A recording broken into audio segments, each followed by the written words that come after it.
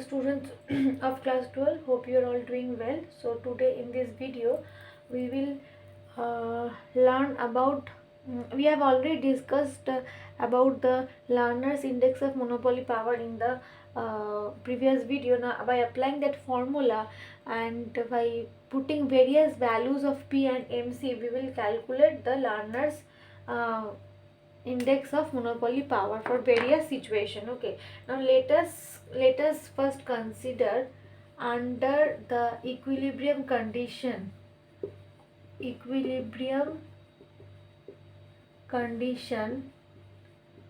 of perfectly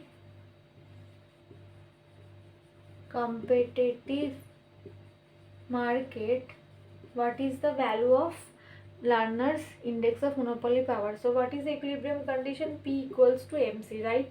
So learners index formula is P minus MC by P. So instead of writing MC, I can write P here, because in case of perfectly competitive market, my P is equals to MC. So P minus P by P, that is 0 by P. So in case of perfectly competitive market, my it shows that the degree of monopoly power is 0. Okay. Now if suppose MC is 0, what happens when MC is 0, right? So let's write the formula again. P minus MC by P. So my MC is 0, so this will be P by P, P minus 0. Okay, if you cannot understand like this, so you can write like this: P minus 0 by P, that is P by P equals to 1. So in this case we can say that this shows that the degree of monopoly power is 1, right? When the MC is 0, my degree of monopoly power is equal to 1, right? Now the third situation is, suppose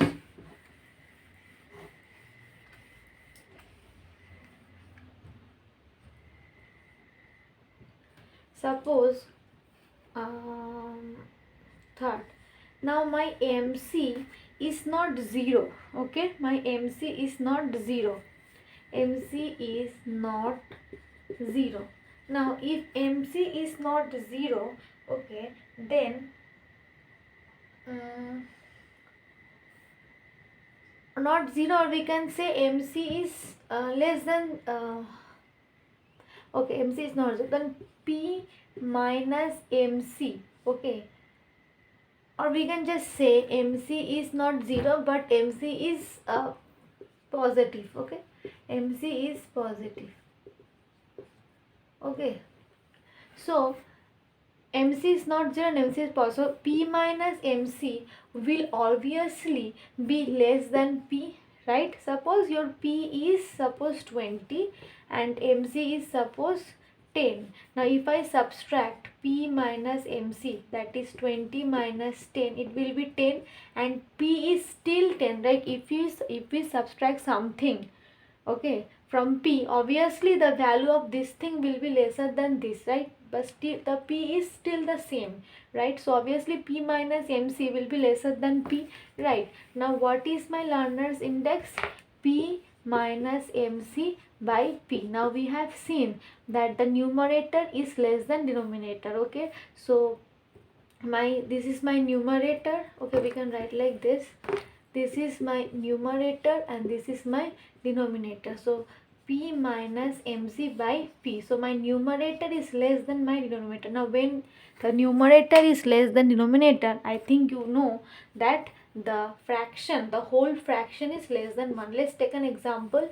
Suppose the numerator is 2 and the price is 5. Okay, so the numerator is less than denominator, so the value of this thing is nothing but 0.4, and this is less than 1. So here it is the same. So when my MC is not 0, P minus MC will be less than P, and that's indicate that the numerator is less than denominator, and that's why my whole fraction will be less than 1. Thus it is clear that Lerner index.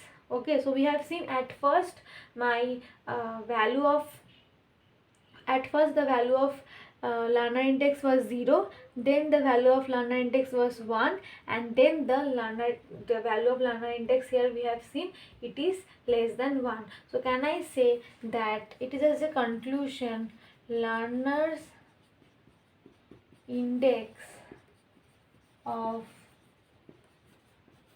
monopoly power lies between 0 to 1. Okay, first it was 0, then it was 1, and then it is now less than 1. So it cannot be greater than 1. So 0, learner's index of monopoly power lies between 0 and 1. Okay. So this